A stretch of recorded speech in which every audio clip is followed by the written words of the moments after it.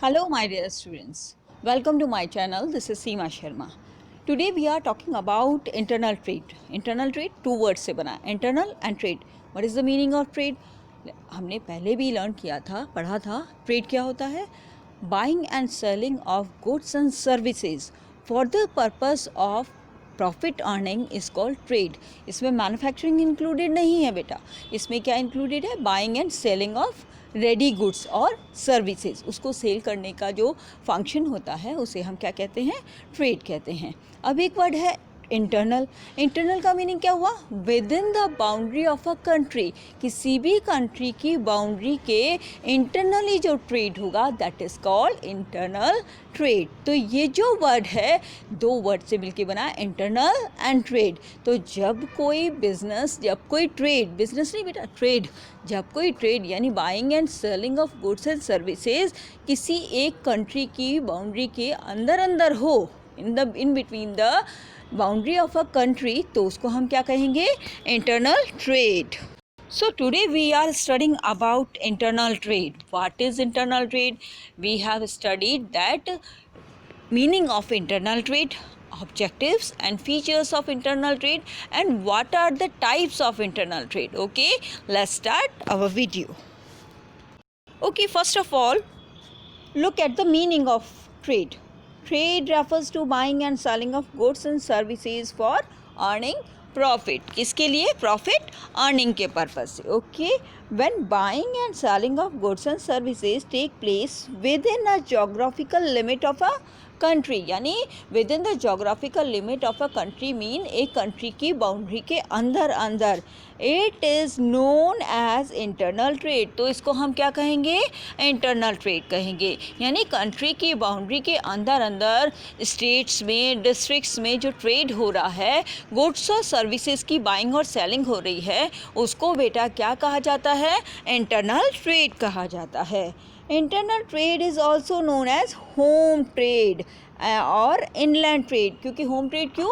क्योंकि एक कंट्री के अंदर हो रहा है, तो ये एक तरीके से होम ट्रेड है, इन बिटवीन अ कंट्री है. In internal trade, payment of goods and services are made and received in a country's national currency only. कौन सी करेंसी यूज़ होगी इंटरनल ट्रेड में? क्योंकि एक कंट्री की बाउंड्री के इन बिटवीन हो रहा है, इसके अंदर हो रहा है, तो फॉरेन करेंसी यहाँ यूज़ नहीं होगी. क्योंकि किसी भी कंट्री के सारे स्टेट्स में जो करेंसी होती है वो कंट्री की कॉमन करेंसी यूज़ होती है. तो अगर इन बिटवीन कोई ट्रेड हो रहा है तो पेमेंट किस में होगा? पेमेंट चाहे कर रहे हो चाहे रिसीव कर रहे हो, किस में होगा? ये होगा एक सिंगल करेंसी में या कॉमन करेंसी में. ठीक है, तो इंडिया में किस में होगा? रुपये में. ओके, तो ये हमारे कौन सी इंटरनल ट्रेड में कौन सी करेंसी यूज़ होगी? रुपया in India. With in the country, okay, goods can be sold anywhere. Goods कहीं भी सोल्ड किए जा सकते हैं. मैन्युफैक्चरर और traders have to pay no customs import duty as goods are part of domestic production. क्योंकि हम import और export नहीं कर रहे हैं, हम अपनी country की boundary को cross नहीं कर रहे हैं, so that हमें कोई भी custom duty या import duty pay करने की requirement नहीं है. तो internal trade में कोई भी duty हमें pay नहीं करनी होती है. and these are meant of consumption within the country.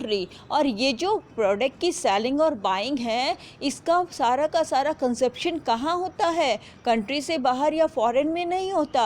इसका सारा का सारा जो कंजप्शन है वो कंट्री की इंटरनल यूज़ के लिए होता है, यानी वहाँ के रहने वाले पर्सन्स ही इसको यूज़ करते हैं. ओके, तो ये मीनिंग इसका इंटरनल ट्रेड का. तो अगर किसी कंट्री के अंदर एक बाउंड्री में ही कंट्री की बाउंड्री के अंदर जब कोई बिजनेस हो रहा है, कोई ट्रेड हो रहा है, बाइंग और सेलिंग ऑफ गुड्स हो रहा है, तो उसको हम क्या कहते हैं? Internal trade. और करेंसी को कौन सी होगी? कंट्री की कॉमन करेंसी होगी. ओके, चलिए. Okay, let's look at the features of internal trade. What are the features of internal trade? What are the basic characteristics of internal trade? How can we identify this is the internal trade or not? तो हम ये features के through इनको clear कर सकते हैं. Okay, first one, sale and purchase of goods and rendering of service. Rendering means available कराना, procure कराना, सर्विसेज अवेलेबल कराना.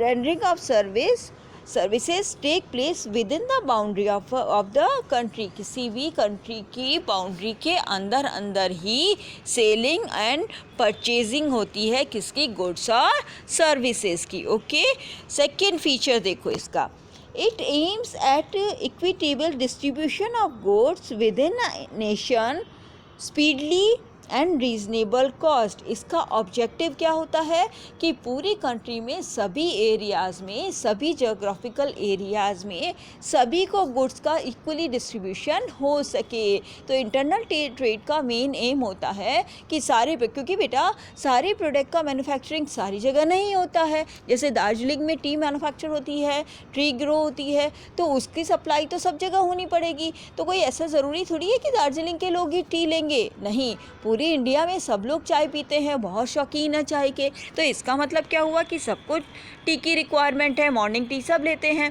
तो अब इसका मतलब ये थोड़ी कि हम मॉर्निंग में उठ के दार्जिलिंग जाएंगे टी लेने के लिए. नो, इंटरनल ट्रेड के थ्रू गुड्स और सर्विसेज को all over the country available करवाया जाता है. ठीक है, तो इससे इक्वल डिस्ट्रीब्यूशन ऑफ गुड्स भी होता है और यही एम इसका होता है. थर्ड देखिए, the payment for goods and services are made in the currency of the local country. उस कंट्री की करेंसी में ही सारे पेमेंट्स होते हैं, चाहे वो बाइंग के लिए हो, चाहे वो सेलिंग के लिए हो. Okay, fourth one, payments can be made in the form of cash, cheque, demand draft, pay order, online etcetera. Payment के कोई भी मेथड यूज़ किए जा सकते हैं, चाहे वो चेक से कर रहे हो, चाहे वो डिमांड ड्राफ्ट से कर रहे हो, या ऑनलाइन हम पेमेंट कर रहे हो. ओके, डीडी भी हो सकता है, तो कुछ भी हो सकता है, पर करेंसी एक ही होगी. करेंसी वही होगी जो कंट्री की कॉमन करेंसी है. Fifth one, there are no custom and excise duty levied on the purchase and sale of goods and services. कोई भी कस्टम ड्यूटी या एक्साइज ड्यूटी यहाँ पे नहीं करते. इंटरनल ट्रेड पे इनका पेमेंट नहीं होता है. बिकॉज बेटा कस्टम और एक्साइज ड्यूटी का पेमेंट कब करना होता है हमें, जब हम अपनी कंट्री या किसी कंट्री की बाउंड्री को क्रॉस कर रहे हो.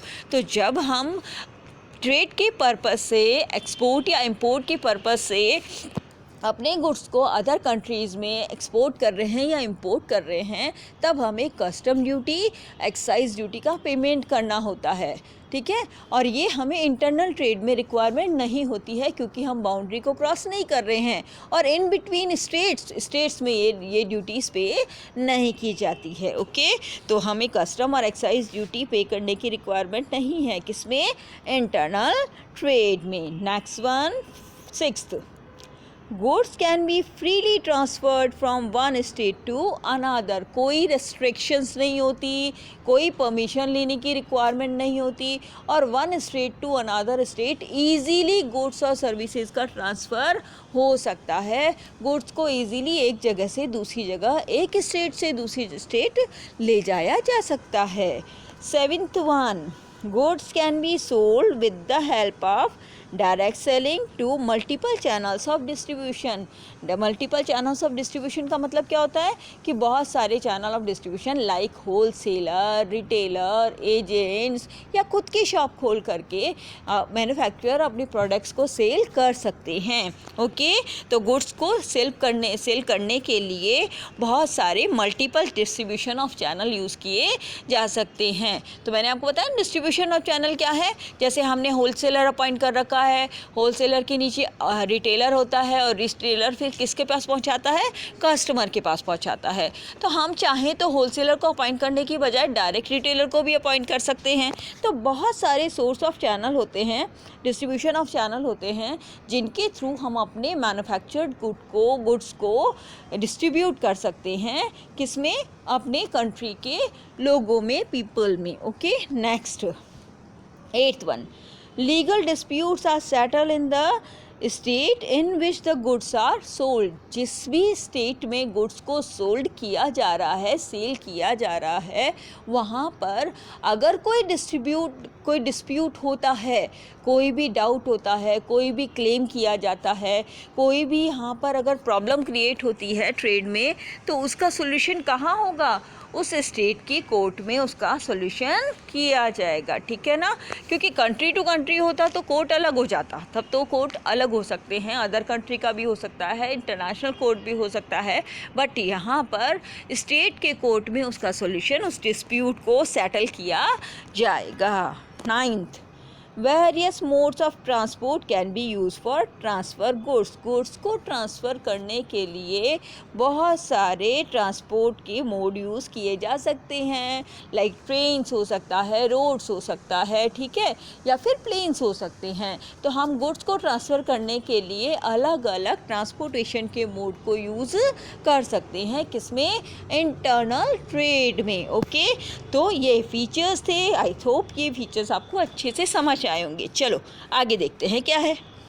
Okay, now types of internal trade. Internal trade कितने टाइप का होता है, क्योंकि एक सिंगल कंट्री में हो रहा है, कंट्री की बाउंड्री के अंदर अंदर हो रहा है, तो कितने टाइप का होगा, या तो उसमें होलसेलर होगा या फिर उसमें रिटेलर होगा। ओके, तो दोनों जो ट्रेड कर रहे हैं तो उसको क्या कहते हैं, 2 टाइप्स हो गए इसके इंटरनल ट्रेड के। First is wholesale trade and second is retail trade. Okay, तो क्लासिफिकेशन अगर हम करें, what are the classification of internal trade, how many types of internal trade, 2 types of internal trade, first is wholesale trade and second is retail trade. अब next video में हम specially study करेंगे wholesale trade की, कि what is wholesale से trade and what is retail trade. एक जरा सा इंट्रोडक्शन आपको देती हूँ कि होलसेल ट्रेड क्या है, जो बल्क में किसी पर्टिकुलर प्रोडक्ट में ट्रेडिंग का काम करता हो, यानी बाइंग और सेलिंग का काम किसी पर्टिकुलर प्रोडक्ट में, सिंगल प्रोडक्ट में या किसी पर्टिकुलर प्रोडक्ट में बल्क में बहुत बड़ी क्वांटिटी में करता है। द पर्सन या trade is called wholesale. But जो पर्सन या जो ट्रेड मल्टीपल प्रोडक्ट्स में बिजनेस करता है और बल्क क्वांटिटी में नहीं करता, लिमिटेड क्वांटिटी में करता है और कंज्यूमर को डायरेक्ट प्रोडक्ट अवेलेबल कराता है, the trade is called retail trade. Okay, wholesaler किसको अवेलेबल कराता है, रिटेलर को अवेलेबल कराता है। होलसेलर किसको अवेलेबल कराता है बेटा, रिटेलर को कराता है। और रिटेलर किसको अवेलेबल कराता है, कंज्यूमर को अवेलेबल कराता है, ठीक है। तो कंज्यूमर तक प्रोडक्ट कौन पहुंचाता है, रिटेलर पहुंचाता है। रिटेलर को कौन सप्लाई करता है, होलसेलर करता है। और होलसेलर किससे परचेज करता है, मैन्युफैक्चरर से करता है। ओके, तो ये क्या है, डिस्ट्रीब्यूशन चैनल है। बट अगर हम बात करें कि इंटरनल ट्रेड के कितने टाइप्स हैं, तो wholesale trade and retail trade. Okay, इनके बारे में नेक्स्ट वीडियो में हम अच्छे से स्टडी करेंगे और पूरा इसका क्लासिफिकेशन देखेंगे। ओके, तो आज का हमारा टॉपिक था इंटरनल ट्रेड। होप करती हूँ आपको वीडियो समझ आया होगा, और अगर समझ आया है और वीडियो पसंद आया है तो प्लीज़ लाइक कीजिए, शेयर कीजिए, और अगर अभी तक आपने मुझे सब्सक्राइब नहीं किया तो प्लीज़ सब्सक्राइब कीजिए और बेल आइकॉन दबा दीजिए, ताकि आपको पता रहे कि कब कौन सा नया वीडियो आया है। Okay, thank you very much.